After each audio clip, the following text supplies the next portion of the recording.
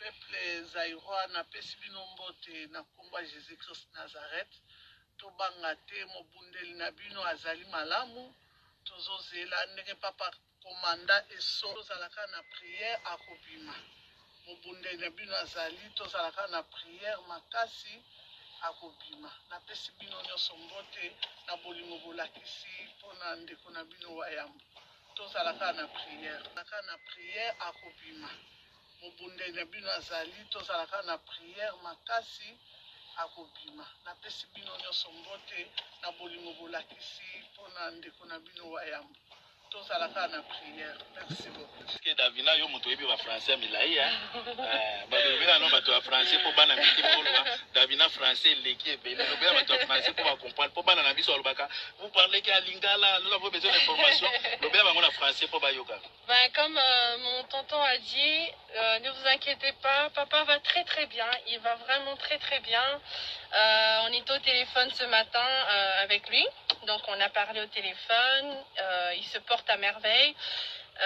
On va pas vous dire pour le moment le jour où il va rentrer en Belgique, mais c'est dans pas longtemps. Je voulais juste vous rassurer que papa va bien, qu'il se porte bien.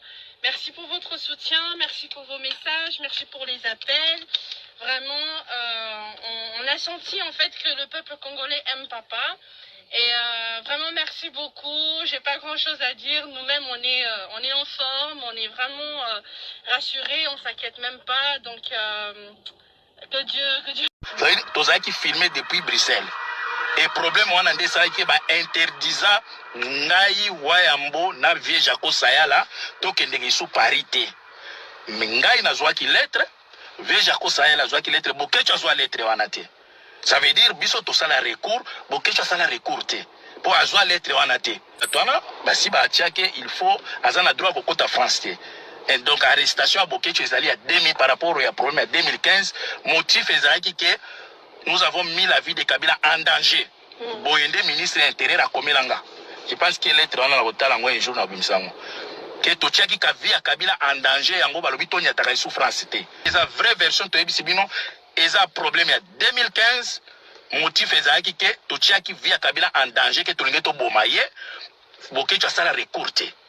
Dans la salle à recours, vient Jaco ça la salle à recours, mais dossier wana comme ba monique na makambo les gars qui ont ba fali ba nini ba monique les aza leader yango monique ba lobi cette fois-ci faut ba kangaye mais ndenge za boy bande ko banga te ba kotika ye to ko pesa bino jour te mais boy ba ke kala mingi te azo za la libre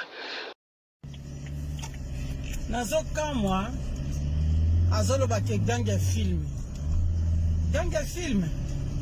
vraiment makambo azolo beza ya solo te. Parce qu'il y a la pandémie. À cause de la pandémie, Baroko jugé était pour ne pas baser les audience. C'est pourquoi Batiki est en carte cellule. Baba ya rolo bakeo, ganga filmé ma batana, basozo na magorodo lokola ye. Hein? À cause de Mandega Zawana a un morceau dur. Hein? Donc Boketu a un sursis. Hein?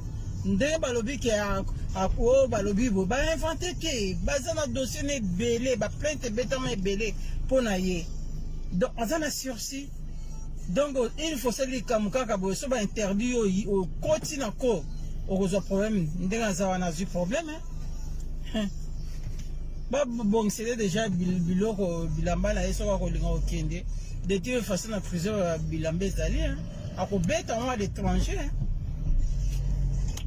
Nyenge asakana trop basakana kana mokonzi te sakana kana mokonzi te ye asakana fati akolapa